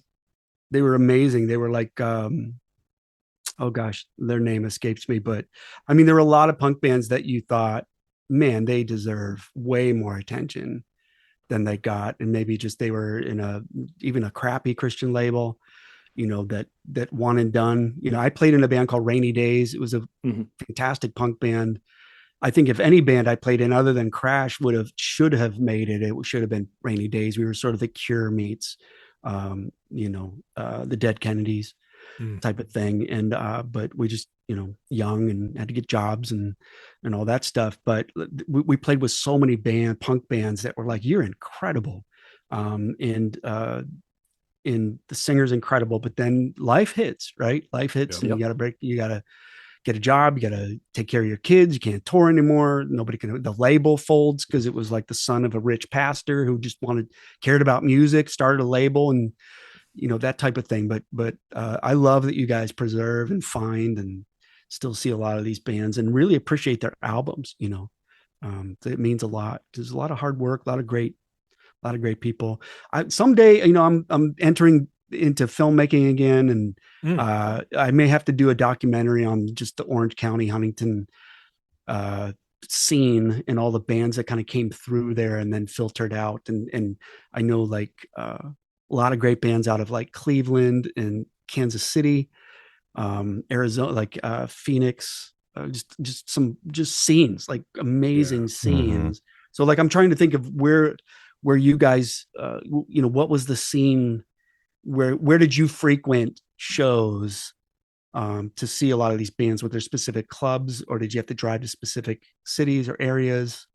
Yeah, into Boston for into me. Boston. So yeah, just straight into Boston. Jeez. Yep. Yeah. Well, Kevin brought me to most of when I was in high school and younger. Kevin was in college, and he would bring me to tons of shows in Boston. And sometimes Providence, but mostly in Boston, like Avalon, Axis, Bill's Bar, stuff like that. Yep. Yeah. Middle East. Yeah. Are those places still there? Yep. Middle East is for sure. I just went to a show at the Middle East like a couple of months ago. Yeah. Yeah. And then I think one of them is House of Blues now. I think. Right. I think one of them took over both yeah, spaces. That's true. Axis and Avalon are that's right. House of Blues. Yeah, because that's now House of Blues that took over that big space. Yeah. Yep. Because I mean, I'm from New York, but I live in Providence now, so I frequent a lot of the places that Kevin and Kyle do, but growing up for me it was Albany or Clifton Park, or we'd have to drive to Burlington, and then sometimes I'd drive to Boston for a show. So that we didn't really have them up in the Adirondacks. No big clubs up there. Yeah. So you're telling me there's a chance? Yeah, I went to college here in North Carolina. I was close to nothing in high school, so college was shows, but Raleigh, Durham, Chapel Hill area, like Cat's Cradle and the Ritz, which I still go to shows there, but they were around then. And then you could go to Wilmington or Greensboro, Winston, Salem there, like within 2 hours each. But Raleigh, like the triangle up about an hour away or less, was the main spot. Yeah. So you're all the guys in the back now, just standing, right? Absolutely. Yeah. Same. I went to the pit and I hurt after that, man. Quad 5-0 show, I got landed on. I went, nope. Oh no, I'm good. Yeah. What is that shirt that's going around? It's like Hart says pit and he say wall or whatever. Like, Well, isn't it interesting though? I mean, you look at bands like Turnstile, right? Turnstile just blowing up, and and the old cranky, like I love them, and they just brought it back, kind of the old, and the old cranky in me is like, is that just Perry Farrell singing for Snapcase? You know what I mean? You're just like, if you like them, just go listen to Snapcase, you know, and Right. But man, I love the resurgence of just kind of old school hip hop and like energy and like, let's just get in there and go crazy, even if the guitars are only doing one note, you know, and the drummer goes from halftime to 4, you know, and just that energy, just feeling that energy that you know, I love that. I love Turnstile. I love that they've sort of brought it back a little bit. Oh yeah, we got to see them at Furnace Fest. Which year was that, Jared? They were in 21 and 23 and 23. 23, yeah. So we frequent a festival in Birmingham, Alabama. Training for Utopia played. Yeah, Furnace Fest. Yeah. There's Son played with them at that set in Furnace Fest. Did he? So when you bring up his son, I'm like, yeah, we saw him play. Yeah. Well, Don said he's playing stuff that Don can't play. He's just like, what are you doing? Wow. What are you doing? And even Ryan. So like the next level, the next generation is there and they're ready. They're listening to everything you did. And so it's so great. Cause I mean, I don't know what happened. Maybe it was just a lull there, but even like bands like, I mean, I don't know what era, I mean, festivals have really revived a lot of these bands. And I'd be honest to say that that's really probably over dinner, Alex or somebody going, you know, our favorite bands are like Quicksand's touring. Like Quicksand's touring. Yes. Like, and then, so the first thing response was like, oh my God, my favorite band is playing again. And yeah, they're playing a show. And then the second question is, do they suck? Like, are they good? You know, like it's just because a band can come back and play doesn't mean they should, you know, like people say that the best thing the Beatles did was break up, you know, before they maybe just kept going on and on and on. You're like, oh my God, okay, Beatles, like stop. But all these bands were coming back, like Sunny Day playing and just killing it. Yeah. And so I think that the festivals have single-handedly revived a lot of these bands coming back. And I'd be lying if I didn't say that would be like, you know, hey, we should do an album, you know. But yeah, I've heard of Furnace Fest. I mean, they're just popping up all over the place. Of course, in LA, I go to Coachella almost every year. I love Coachella. Yeah, cool. Say what you will about it, but you got to find your own vibe there, and there is. Oh, yeah. But outdoor festivals are my favorite thing in the world. And so, yeah, I'm sure they're going to keep popping up. Yeah, I'm sure the weather though has to probably the Northeast there probably aren't too many popping up there. We have them in the summer for sure. Yeah. Like Soul Fest is still a thing here, so we have it. It's July, August is usually when we can have an outdoor festival. There you go. Which I do have one other Soul Fest story that you'll probably appreciate. So back, this is the one I thought you were going to tell earlier. Oh, okay. So there are multiple Soulfest stories. Brothers. Yep. So either the first or second year that Soulfest was in existence, Project 86 played, and this was back, you know, self-titled Afro Schwab era. Oh wow, yeah. Yep. Yeah. Wow. So they played on the side stage, which was, you know, essentially just this small little pop-up canopy thing, and it was like you know, like a real, I don't know what you'd call it for a stage. It was just like small platform, like pallets, maybe. Yeah. So you know, it was essentially like pallets or whatever with plywood on top. Right. Yeah. About halfway through the set, Alex is playing, and all of a sudden, Alex, because it's plywood, the drums are slowly like migrating. Yes. And oh my gosh. falls over backwards, like. Oh my gosh. Stage. And he plays hard. Oh yeah. Mid song. Yeah. Yep. Mid song. Just boom. I remember this now. Yeah. Yep. Unreal. I'll bet he would interrupted you to tell you his experience. I bet he remembers that. Yeah. I mean, how have you guys gone to Cornerstone? Did you ever make it out there for that era and stuff? I mean, that reminds me of Cornerstone where they were like the new band stage, right? It would just be literally plywood. I think plywood on grass or something like that, but it was a stage, right? Somebody played it. Stable stage, yeah. Yeah, and bands were borrowing each other's equipment, you know, like, hey, can we use your cymbals? You know, yeah. And stuff. But I remember seeing Zayo on the new band stage.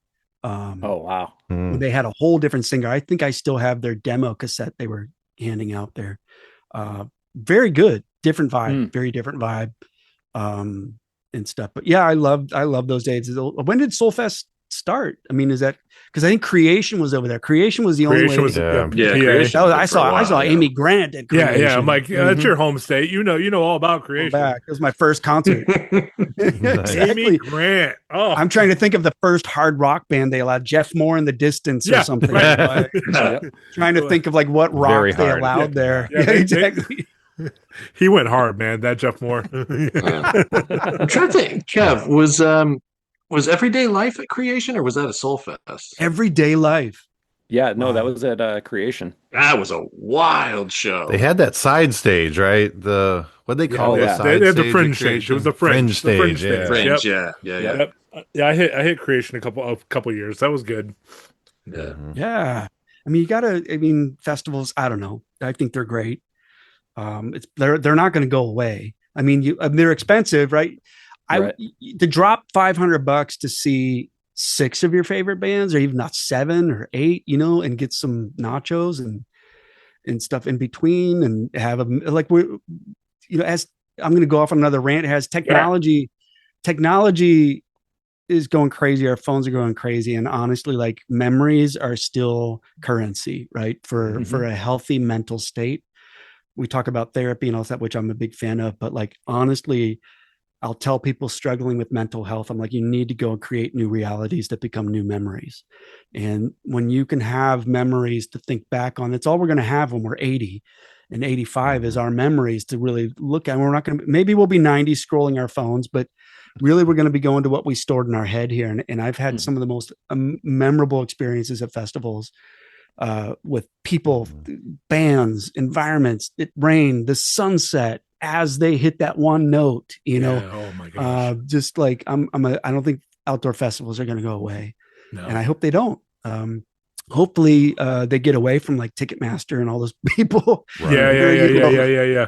Hopefully we're not spending $1,000 for just to see 3 bands headline and then sit through everything. But let's hear for Creation and Cornerstone and now Soulfest, and they were there. They were right there even before the Lollapaloozas and the Warped Tour. I was going to say Lilith Fair, but that's a different direction.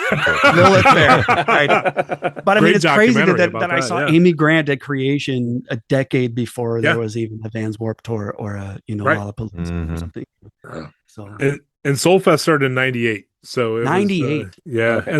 And Kingdom Bound was happening in Western New York. That's what I knew a lot about. That's right. I went to both. I went to Kingdom Bound and Soulfest because I was like right in that part of New York where it was between equidistant to Buffalo and equidistant to New Hampshire. So it's like where I grew up, I could go to both of those, and it was like one's at an amusement park and one's at a ski lodge. Like it was so cool. But even like what you're talking about with festivals not going away, we started this pod as guys kind of really meeting at a music festival.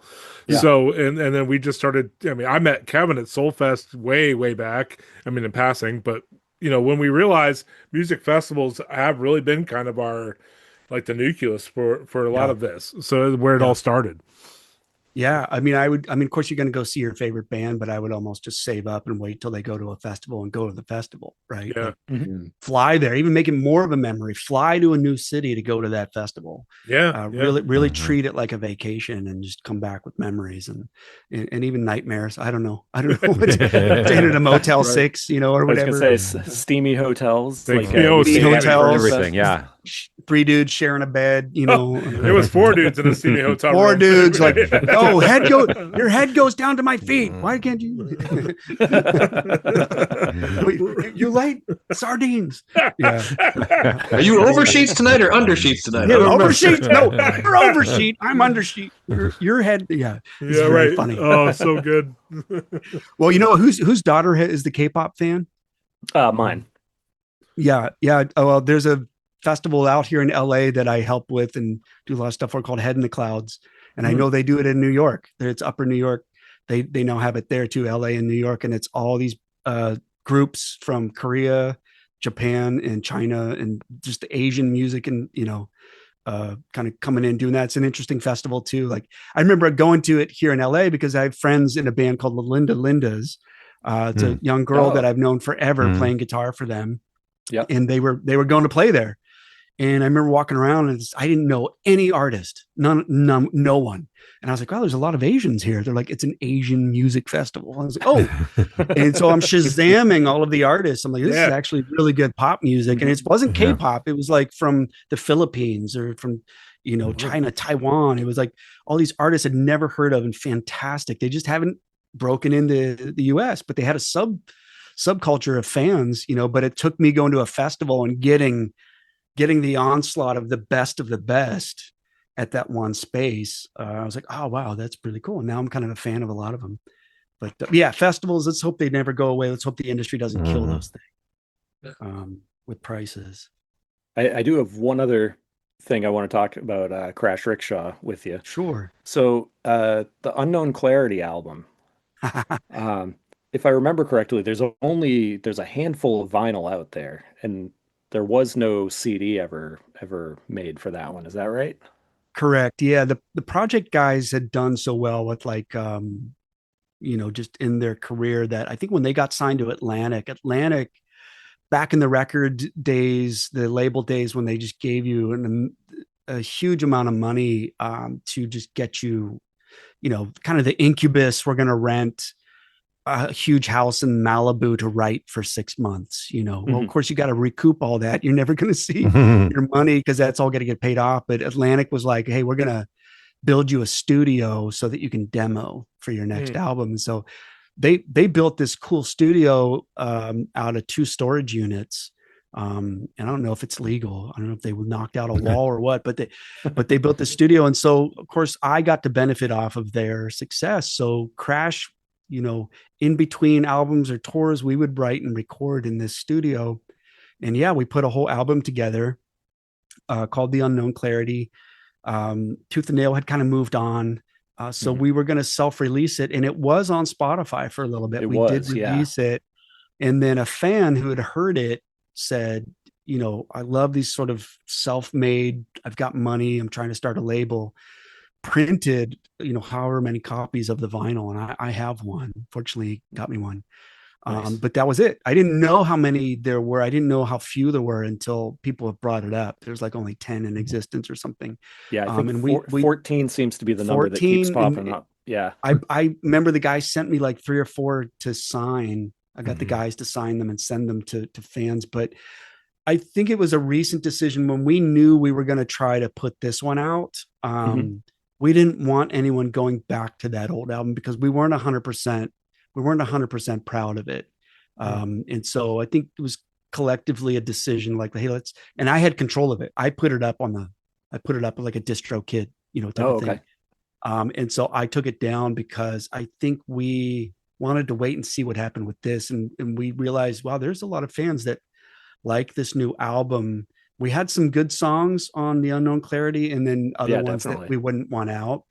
And so, and we've changed as people. There are certain things that maybe I won't write about anymore that I didn't think, so I think we would just want to reapproach our best from that album and even re-record some of the songs or just remix them and stuff. But I think I'm leaning towards, we want to put some of that material out as a full length with new songs too. So rather than putting out another EP, we record new song, maybe 4 or 5 new songs, and then we take the 4 or 5 from the best from that album, and then we put that out. I think that is a goal of ours, if I can say that. Nice. So. Yeah, because I think I picked it up off of either iTunes or eMusic or something like that. Oh, was it up there? Yeah. It was up there for a while. It's not there anymore. But I had a hard drive crash and I lost part of the album, so like I'm missing a couple songs off of it. Oh man, well I'll just send them to you. Just for you, let me know what they are. I'll just send them to you. I'll send you a link to them if you guys want to hear it. But just if it goes anywhere, I'll know it was you guys. Yep, if you start selling it in the parking lot up on our Patreon. No, with a light scribed CD burn. Yeah, that's right. It's for your ears only, and just know that we're gonna redo some of the better ones. Oh, that'd be fantastic. Cool. That would be awesome. Yeah, absolutely. Oh, that's great. I just appreciate you guys and appreciating the music. Now, I mean, I always ask this of people that appreciate the art. Do you do the art? Are you musicians?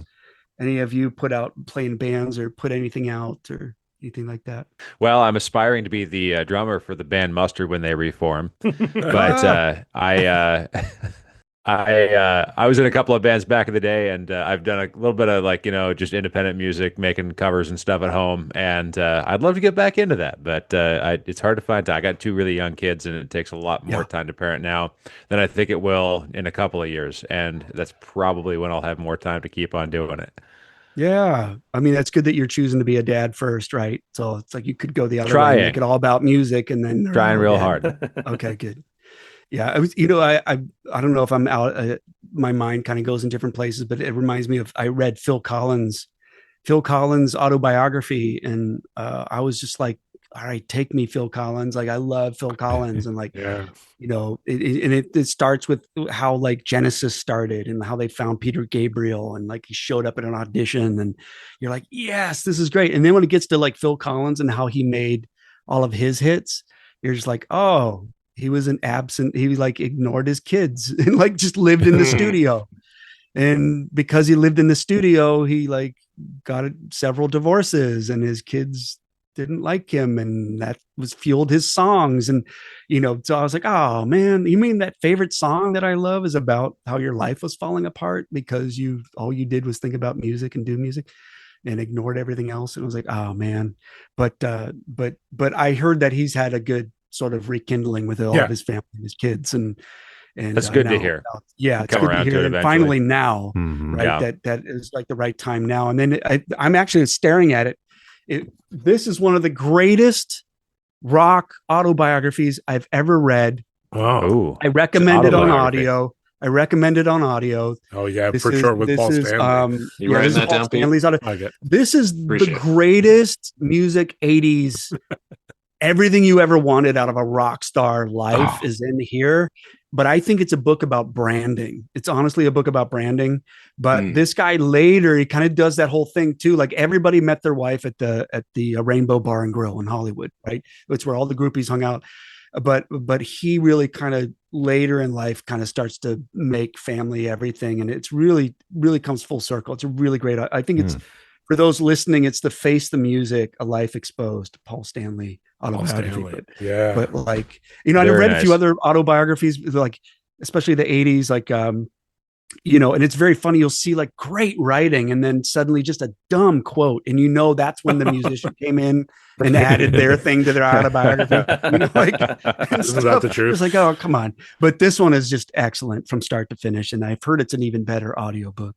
Well, especially when it comes to autobiographies or biographies like that, when the artist or the person that it's being written about reads it, I feel like that's a whole new experience to hear it from their words.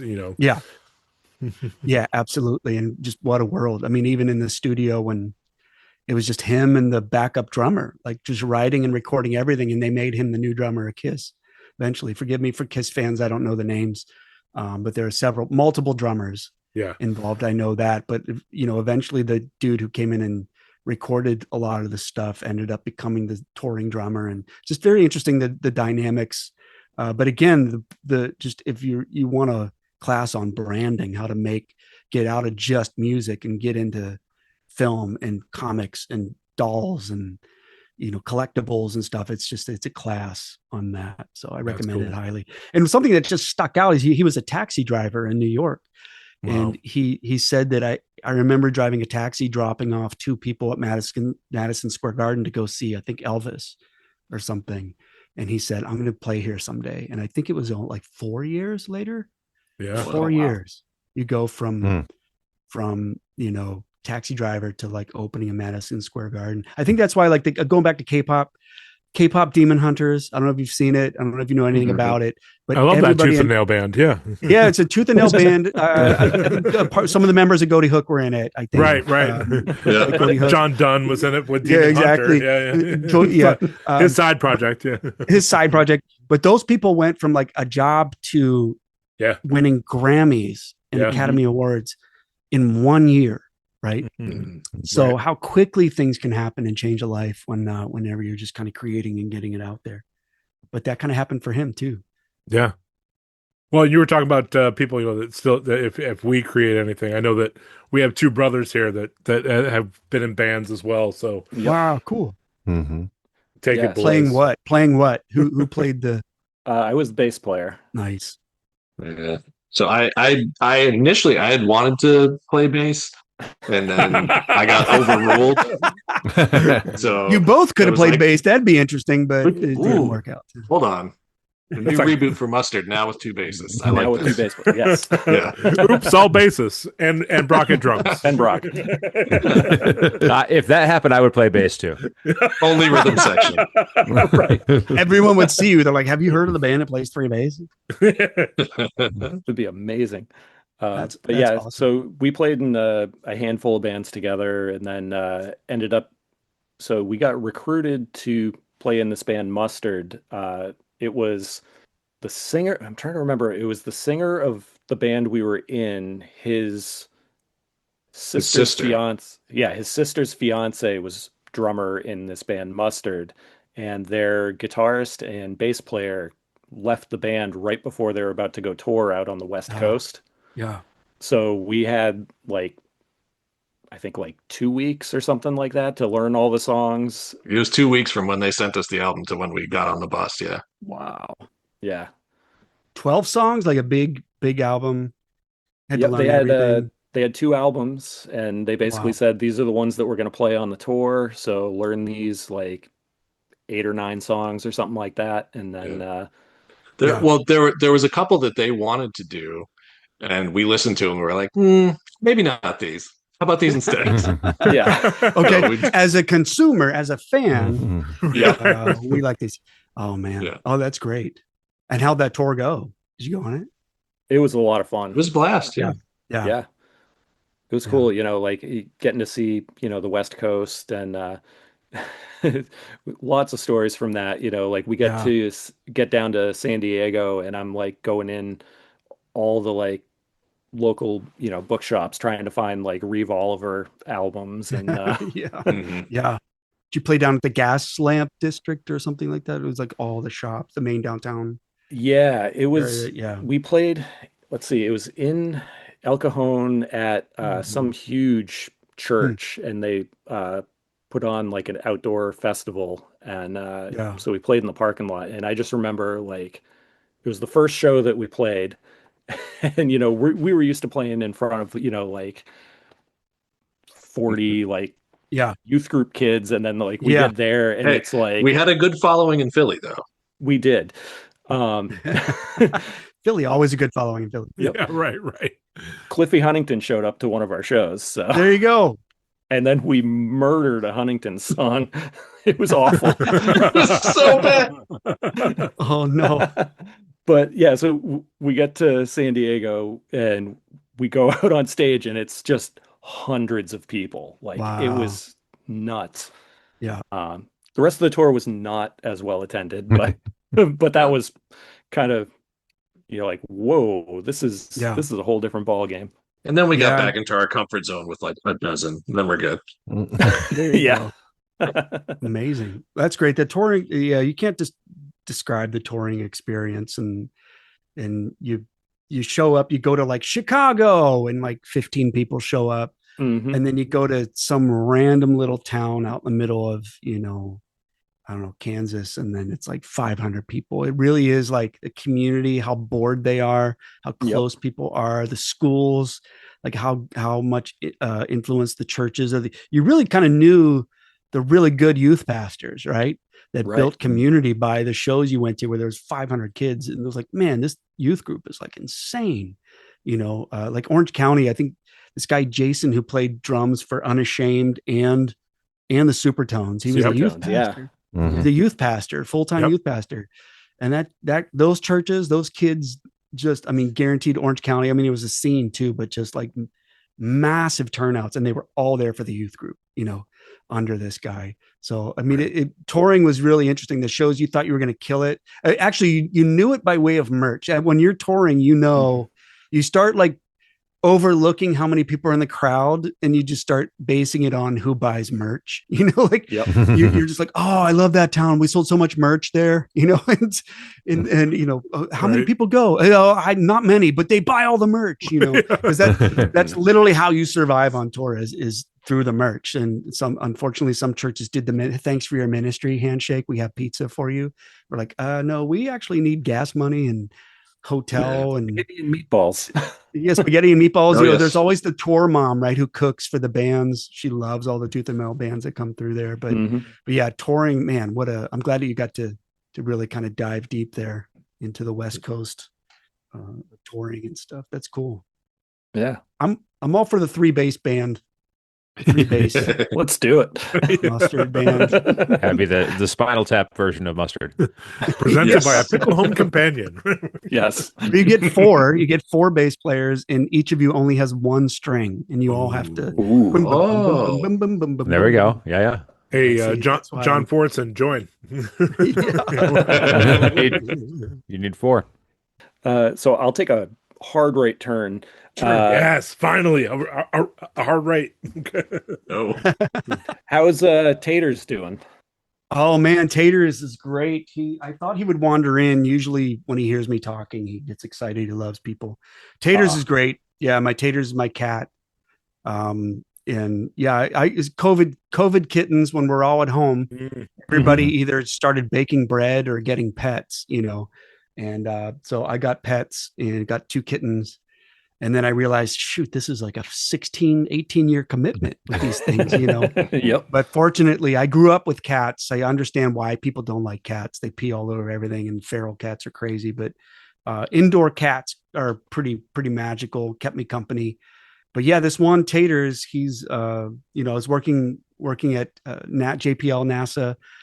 And part of my job was to surround all these different missions with public engagement, how to get people excited, how to get people to understand the mission or know what it is, learn about it, but then get excited about it. And there was a technology that had been created called the Deep Space Optical Communications Device. And if it would work, it would be able to transmit and stream HD video via laser, via light over great distances in a very short amount of times. Because right now it's radio.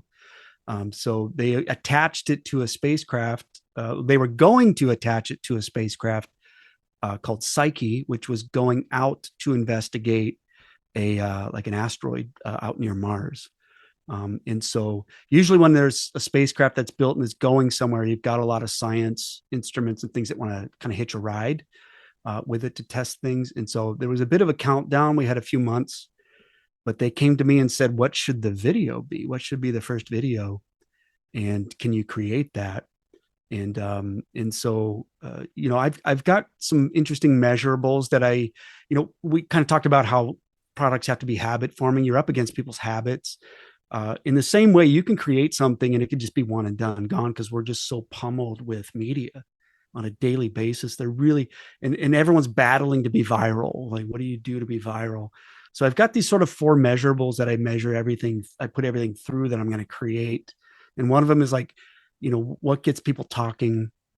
Why would anyone want to talk about this? Why would the news and media want to talk about it? Which is a whole separate thing. A lot of media writers like to talk about really interesting things. And if you can kind of feed them almost like a tagline or the way to be cute in their article, that's even a bonus, right? And so doing a little bit of research, everybody was coming up with like car commercials, like, man, what if it was like people of all races coming together and saying, this is the first video beamed from space to Earth. And I was like, yeah, but no one would talk about that. That's a Super Bowl commercial. But but I thought, man, what if NASA had this very generic test video of a cat chasing a laser? But it was like, because people love pets, they love cats, cat videos, dog videos. That would instantly be a favorite. And you mentioned the Doritos commercial. I had done a Doritos commercial for Doritos that was wacky and it was physical comedy, but the ones that won had dogs and babies in it. So that was the first time that I was like, oh, there's a formula that you can argue against and say that's dumb, but there's a formula, and people Mhm. like certain things, and they like animals. And so I thought, oh, okay, so what if we had a cat chasing a laser, because it is a laser, but we just over technicalized. It's just NASA test stuff going on, but just the simplicity of that. And they loved that idea. And then I just used my cat Taters as test footage to sort of begin designing the test stuff over it. And the more research we did was like, I think the first TV broadcast test was of Felix the cat. It One of was. the first, Yep. one of the first Mm. successful internet memes was the toast cat with rainbow Mhm. cat. Mhm. So we were Yeah. like, this is the first HD video sent from space. Like, it should be a cat to keep that tradition.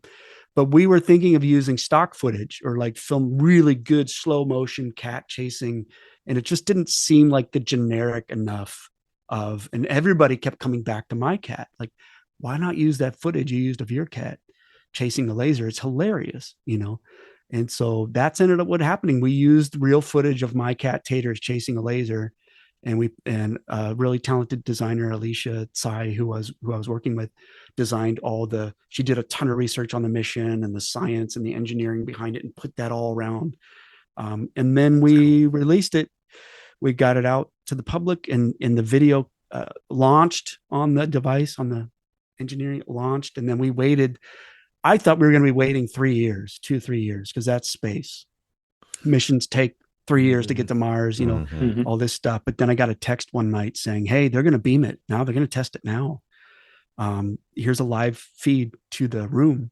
So I have video of me watching this thing at like 2 a.m. of them beaming my cat video back from, I think, 19 million miles away from Earth. And it came back Wow. perfectly. In fact, the whole team was like, there it is. And somebody yelled, we got taters. We got taters. Like the video. That Love became the slogan. Like, people loved my cat's name, and it came back, we got taters. And I have film footage of me filming that moment, and then panning over to Taters, and he's dead asleep, like Garfield, just like stomach up, could care less, Yeah, right. that he was in the first HD video beamed back via laser from space. But That's but yeah, awesome. that was it was a good little story. And then, now, because this technology works so well, that will be how we communicate with astronauts on the moon and on Mars, is and that's actually how we'll be able to look around on the moon and on Mars via Oculus and things that through HD video can now move that quickly from spacecraft and things like that. So yeah, kind of a fun part of the job there that I got to work my cat in there. It's funny that you knew that. Well, as a fellow orange cat owner, There you go. I.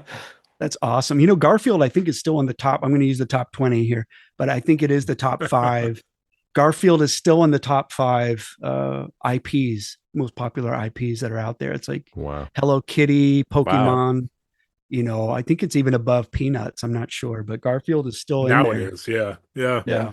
I used to work at a cartoon museum, and so one of my favorite What? things So one of my favorite things to do was to look at like what's the popular, like cartooning IP at the Yeah. moment. And for a while, Peanuts was way up there. And then Yeah. when Charles Schultz passed and kind of taken over by its estate, it fell down further. But it was Garfield up there. Like that was way up, so that's pretty cool.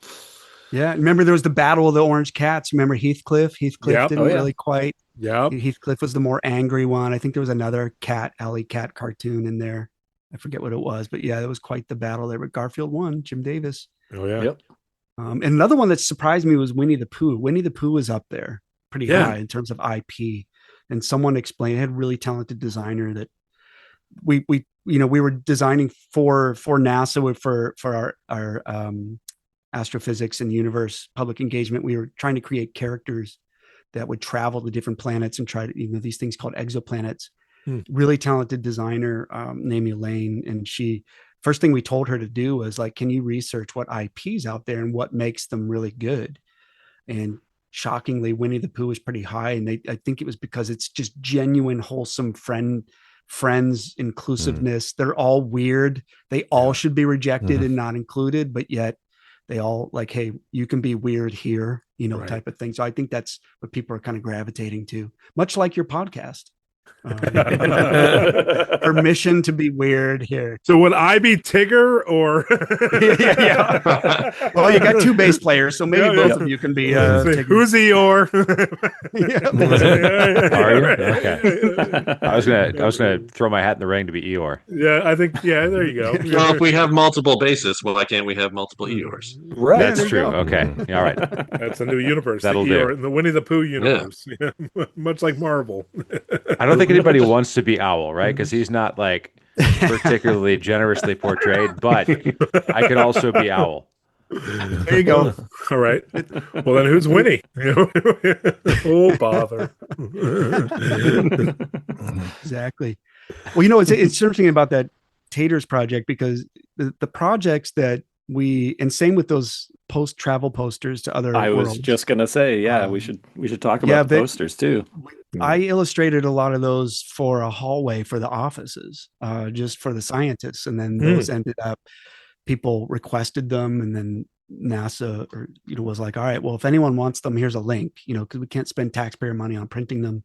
Right. If anyone wants them, you could download it here from here, and I think a few media sources said NASA created travel posters, and then so many, I think 2 million people in one weekend clicked on the link because it went from IO9 to all these online news blogs. NASA creates posters, and it crashed that specific page. And so that was kind of the beginning of it. But like the Taters project and those poster projects came from sort of these side projects that didn't have to go through all the approval processes. And so it was like a mission or a project that had money and they wanted something. So they came to us and we did it for them, but it didn't have to really go through comms yet and all that stuff. And then they had an access point to the public, and then the public found it. It was like, we love this. And it made me think a lot. Like, I think Andor, the Star Wars show Andor, is probably hailed as one of the best. And I think I might be wrong, but I think that was the show that kind of gave the interns type of thing.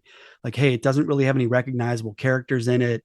We're going to give Boba Fett to these other top filmmakers, and we're going to give the top sexy Star Wars stuff to these other big filmmakers. Right.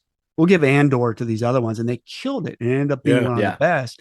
And I just see that a lot. It's like the stuff like K-pop Demon Hunters, like that movie took over, and someone from Sony made it, but someone from Sony had it in sort of the Sony's garage sale, thinking, well, this isn't going to go anywhere. And they sold it to Netflix. Yeah. It hadn't even come out. Netflix is like, what is this? They're like, oh, it's just a cartoon we made. They're like, how much is it? We'll buy it. And it ends up being the top, it's all these projects that these larger companies are like, we don't care. We don't care about this one. Just get it done. And that's the thing that blows up, and I'll even tell young designers that are asking for advice. I'm like, dude, look for the thing that nobody wants to work on and take that and kill that. That's what's going to avoid all the approvals. You got money, you got it, and just knock that out of the park, and people will come to that. They'll come there for that, and that was the Taters video. That was the travel posters, and a lot of different stuff that went viral for NASA that I did escaped the larger approval processes of fear. Just like, oh no, what are people going to think? What are people going to think of that? Oh, we can't say that. We can't say that. Same with Doritos. I think that's why Doritos commercial, they crowdsourced. They were like, we will give $25,000 to anyone who makes a fantastic Doritos commercial. We're going to choose 5, and we're going to send you 5 to the Super Bowl, and we're going to pick 1 or 2 of those to show during the Super Bowl. Well, people that aren't held back by rules, they go out and make some killer kick-ass commercials because they're not held back by executives, and they're funny. Yeah. And then they send them in, and then Doritos had to pay them $25,000 for the price of 1/10 of a commercial. They get amazing commercials, all because it avoided all the bureaucracy of approvals and stuff. And it was just raw creativity. So anyway, it's a pattern that I see in terms of quality of media. And if it's bad, I'm like, okay, I went through a lot of people, it's maybe started out good, but it went through a lot of process that killed it, type of thing. So, well, let's talk about that for a second, because I know, the big game, because I mean, we can't say that, whatever, but the big game's coming up, and but the Super Bowl is coming up, and like, I remember way back, and you know, even before you came on here, like seeing those NASA posters, I didn't realize that it was you behind them. You know, like that Doritos commercial, I remember seeing it, not realizing it was you behind it. So like Interesting. as I'm looking into this stuff for today's episode, you know, kind of I like to see a little bit of, you know, who we're going to chat with outside of maybe just music, and seeing all that, I'm like, wow. So that Doritos commercial though really brings it back to me. Like, talk about that process a little bit. You know, what it was to do that, and then what it was Doritos. They knocked it out of the park by having people submit their own. Yeah. And the ending of that video is so good. So good. So good. I talked about thank that. you. I remember talking about that with my friends watching that Super Bowl. You know, so good. Thank you. Yeah, it's a formula. I remember I was doing special effects at the time, building props for TV and film, and a friend of mine, this guy Kevin, he would enter the contest every year and either get really close or he would go. And so I worked on he asked me, "Hey, I got an idea. Can you build like a casket? I've got an idea of a guy who fakes his death, and he's in a casket full of Doritos, eating Doritos, watching the Super Bowl, like on, you know, and it's his funeral. So everyone's there for his funeral, but meanwhile he's in the casket eating Doritos, like he got away with it. And so I had to build this giant casket. And so I was like, what is this for? He's like, oh, Doritos has a contest. And if you win, you go to the Super Bowl. And that's all I heard, because I grew up in Pittsburgh. I'm a Steelers fan.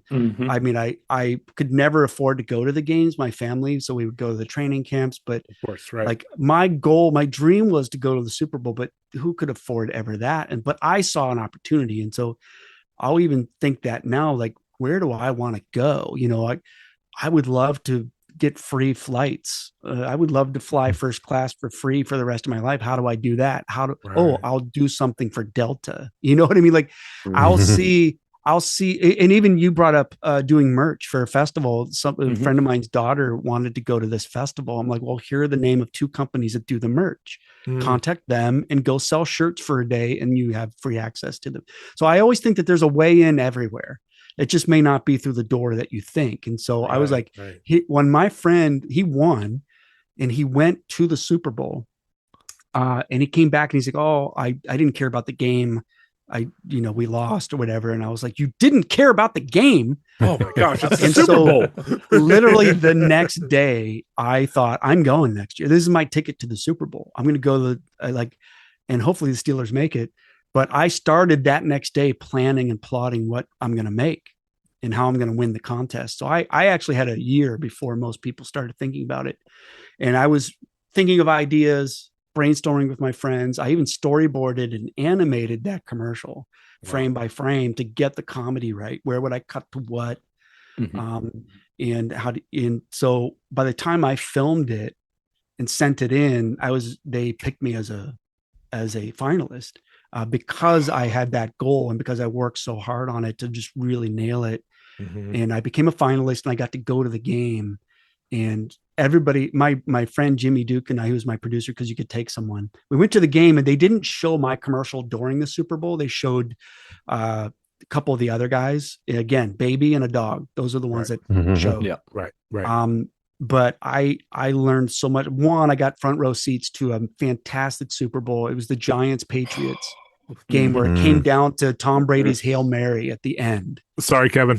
That happened right in front. Yeah, the Giants. Oh, you were at that game. That I was going to bring that up. Is the fact you were at that game? Yeah, I think Victor Cruz caught a touchdown right in front of us, and then who was like the Wes Welker of the Giants at that time? Manningham or no? Manningham. Yeah. No, it was a little guy. It's a little guy. He was a running back.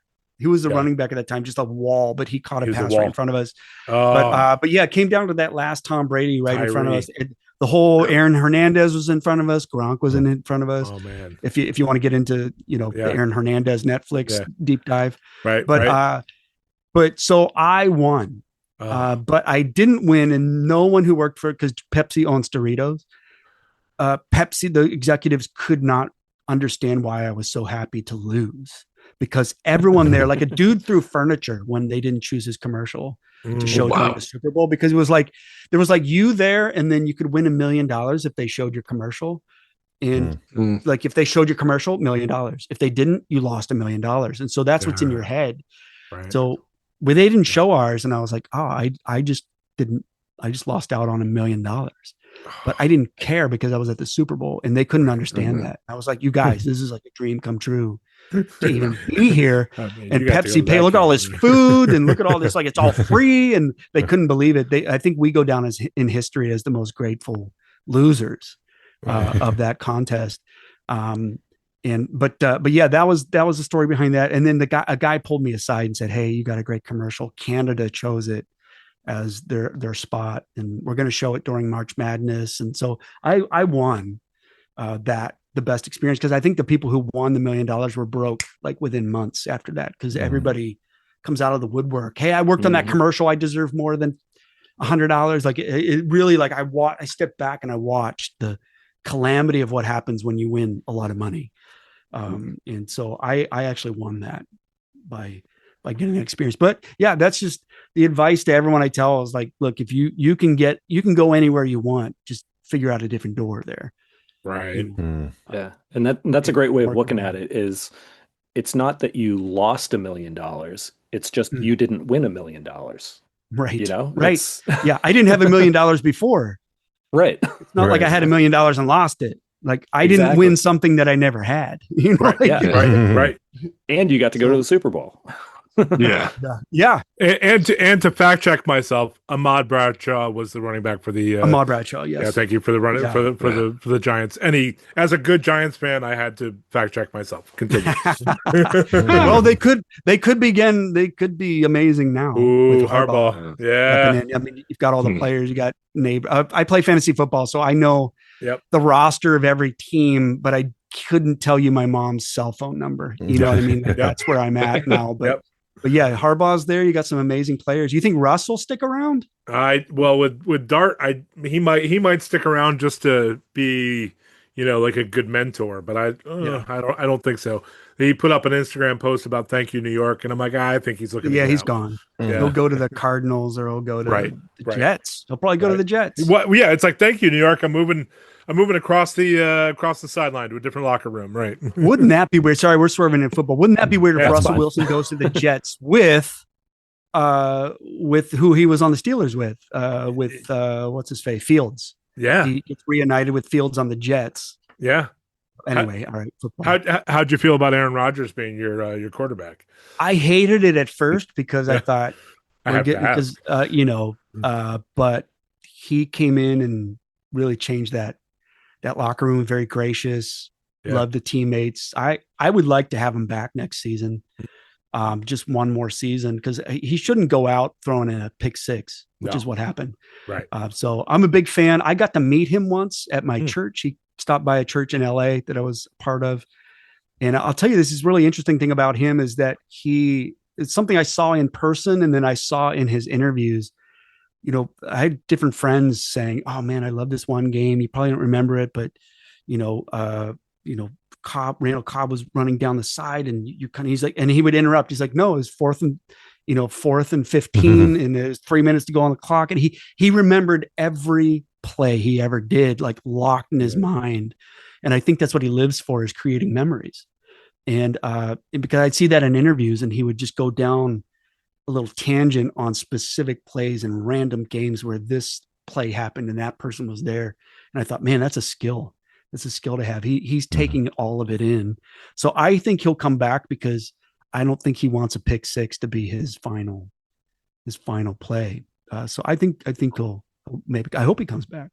Yeah. But I didn't like him up until he played for the Steelers. I think he had a big change too, just in terms of who he is. Right. Because I mean, he was just known as dividing things. Like, oh, he didn't like the coach, get him fired. Didn't like that player, get him fired. Bring in his own players he liked. He had that reputation. But I think this time he stepped in and just loved football. That's cool. Yeah, because he's not going back to the Jets. No. Right. I mean, organizations will say it all, right? Browns. Sorry, Browns. But or just what goes on, like Sam Darnold, right? Right. Just on the Jets, they booed him out of that place, and now he's probably headed to the Super Bowl. Barkley, Giants got rid of him. The very next season, they win the Super Bowl and Yeah. Andy's MVP. So it really is, you got to, with anything, you got to be in the right system. You got to be in the that right hits place, home. Yeah. under the right manager, under the right circumstances. I mean, I've felt like a failure in wrong situations, and they'll let you know you're a failure. And then you get out of that and you get into the right place, and you're like, oh, wow, no, I'm actually really good. I'm actually really good. These people like what I do. It makes an impact. Yeah, you it's know, the right that can be a system. job. It's all the difference. Yeah. Absolutely. Sorry, guys, I went off another rant there. Oh no, I brought you there, so I got How you. we, I how was we gonna doing say, on time? You guys all right? I Kids suspect. are okay? Yeah, we're fine.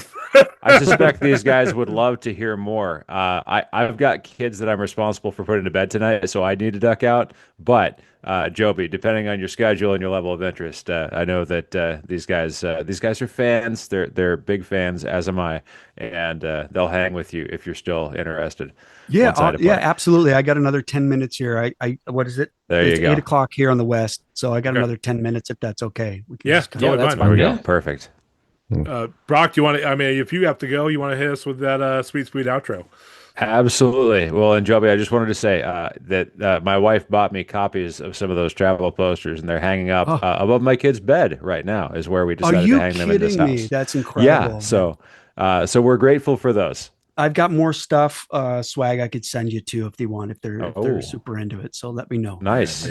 I've got space swag for days. I love space. Listen, Okay. We'll send you all a package. All right, sweet. The working the night shift on Mars's moon, I think, was part of that, if I'm not mistaken. I was trying to see if I could find the ones that I had, and I think that's one of them. So, Oh, nice. Yeah. anyways, yeah, it's great stuff.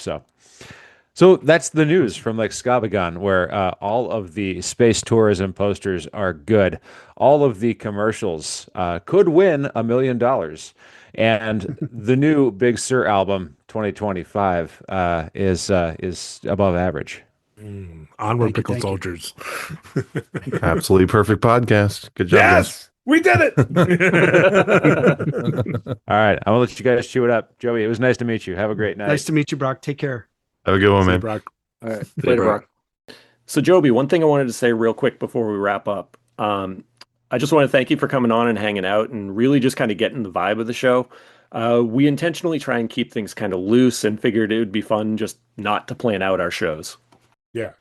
If you can go listen to another podcast and get like the history of the band or whatever, yeah, we don't really want to retread that. You know, like we'll touch on stuff, but like, Yeah. we just want to hang out and have a good time. And That's amazing. That's Well, awesome. by all means, if the guest wants to talk about that, awesome. We take it where you want to chat about it and go from there. Like we had Ethan Luck on for like 3 hours, and he was just talking about everything. Well, and Ethan's played on everything. I think Right, exactly. right. He was like, I think he was like, other than all the dudes in Nashville playing the session players, I think Ethan was probably hailed as the first Christian rock, punk, ska session player, right? Everybody, he was in everyone's band at some point. He was the most trustworthy dude to like, oh, what's Ethan doing? Like, get him over here to play this. And he'd learn the song in like 30 seconds. Type of thing. So that's great. I'm sure he had 3 hours of stories. Easily, yeah. I got to go back and listen to that one actually. Oh yeah, it's episode 100. Oh, really? Yeah. Mm-hmm. You know what it reminds me of is a mutual friend, this guy, we called him Chad Militia. He started Militia Records. He worked for Tooth and Nail. But he worked for Tooth and Nail, went off, started his own label, and he had some incredible bands on there that got pretty big. But he knew Ethan too. But he'd be amazing to talk to. Oh gosh. Pearson? Yeah, Chad Pearson. Yeah. Yeah. He's got a lot of history too, knows a lot of bands, a lot of people, done everything, and stuff. So I bet he'd be great cool to kind of hit up, tell him Joby. We'll definitely hit him up. Say Joby said you'd be boring, very boring podcast. Yes. Let's prove him wrong. Yeah, let's prove him wrong. Yeah, exactly. Take that, Joby. The reverse psychology. Right. What? That son of a bitch.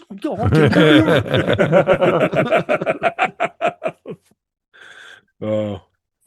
Like Bill Power, have you had him on? When we started having guests on, we kind of made like on a spreadsheet like a wish list of like who do we really want to have on. and Billy was one that I was like, we got to have Billy on, because like I absolutely loved the Urban Achiever podcast that he did. I loved your episode. Yep. Which did he ever follow up with you a year later about that film that you were putting together about one-hit wonders? No, he never followed up, but that's still in the moving. Yeah, that's still in the works. Oh, nice. Yeah, that's still moving forward. Actually, more now than ever. Oh wow. So yeah, that's why I was reading all those books on like 80s musicians. Just kind of like, I even have a few of them here, just because I got to tighten up a few things on the script. I have really good feedback from people, but like I've got this like Nothing But a Good Time. It's like just what happens to people after they, one hit wonder. Yeah. A few other ones of just like what is that, where you're only known for one song. Like you're like, yeah, but I got 3 other albums, but you're only appreciated for that one song, and people really only like it because it makes them remember a good time in their life, and so you're just sort of everybody gets angry, and then they kind of own it and they appreciate it, kind of the Mark Hamill hated that he was Star Wars, and everybody wanted talking about Star Wars, and then he was so bitter about it, and then later kind of came around, was like, that was a good thing, and then kind of embraced it enough to appreciate it to be brought back, and stuff like that. So every one hit wonder kind of goes through that. But yeah, I'm doing a little bit more research, but that's still in the works. I'll have to. That's funny you bring that up. I'll have to bring that up with him. Like, dude, you never followed up. That's why it's not done. That's why it's going. Keep me accountable. Yeah, that's your fault. I blame everyone for my. Tell him he's got to come on here and he has to justify why he didn't follow. Yes, exactly. That could be a great angle for your podcast, just to get people talking shit about each other. And that's right. Let's play a clip from when did he, what do you think about that? Yeah, 18 you said. right. But I unfortunately have to hop, but it's so great meeting all of you and talking to all of you, and let's stay in touch, email. But yeah, I'd love to send a little care package out to someone. Well, he's up in Oregon, but maybe I send one of you guys some fun NASA stuff and dish it out if you want. So. Nice. Yeah, that'd be awesome. Thank you. All right, guys. Well, thank you for your time. It was great meeting you. Seriously, a lot of fun. You too. Yeah, that's so great. Thank you for your time as well. Come back anytime. We'd love to have you back. Yeah, let's do a part 2 when I get that one hit wonder thing project off the ground. There we go. I'm writing that down. People will be following up. Yep.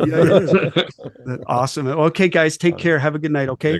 Thank you, Joby. Take care. You as well. Okay. Take care. Bye.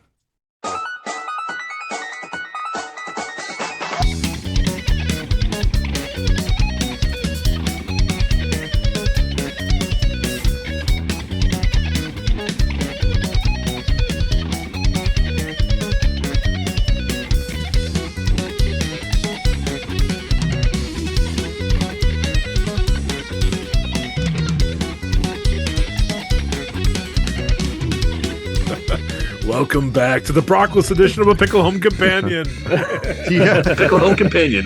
Brock. Now you all just like shit on him, You're just like, that's right. Oh, this is where we always talk until he has to put the kids to bed, and then we get to the real stuff. Yeah. Well, and the great part is he's the West Coast guy, and he's the one that leaves early.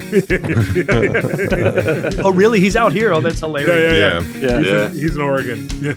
Oh, geez. Yeah. That's very funny. Yeah.